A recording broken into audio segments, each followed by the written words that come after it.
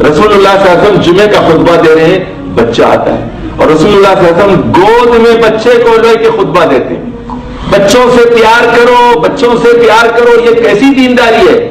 تم سمجھتے ہو کہ ٹوپی میں دین رکھا ہوا ہے؟ ٹوپی میں کوئی دین نہیں ہے۔ اچھے اخلاق کا نام دین، بچوں سے پیار اور محبت کا نام دین۔ بچوں کو بلاؤ، نزدیک کرو، گلے لگاؤ، بوسا دو، مسجد میں آنے دو، مسجد میں ویلکم کرو ان کو، مسجد میں چاکلیٹ لا کے رکھو، بیٹا یہ لو تم، یہ لو، بچے آئیں، تاکہ بچے آئیں مسجد میں آئیں، کہتے ہیں کہ بھائی ٹافی ملے گی، یہ ملے گا، وہ ملے گا، یہ انعام ملے گا، وہ انعام ملے گا۔ کشش ہو یہاں پر،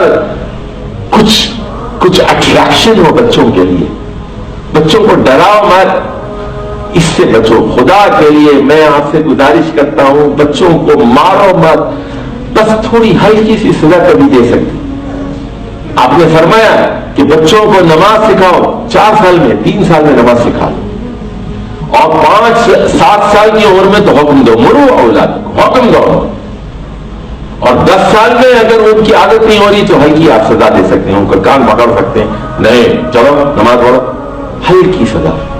یعنی سزا کا مطلب یہ نہیں کہ گھوسے مار رہے ہیں، مشکے مار رہے ہیں، ہاسپٹل لے کے جانا پڑ رہا ہے، نیل کا نشان پڑ گیا ہے، زخم آ گیا ہے، یہ نہیں ہے مارنے کا مطلب۔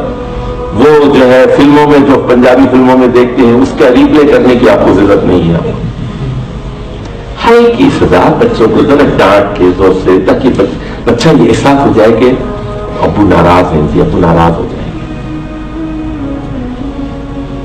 اچھا اسی دیکھیے، اب رسول اللہ صلی اللہ علیہ وسلم سجدہ کر رہے ہیں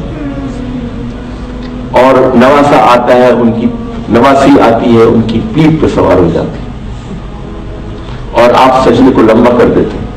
اطمینان دیکھیے، یہ ہے اسلام کے آداب، یہ ہے اسلام کی تربیت کا نظام، یہ ہے۔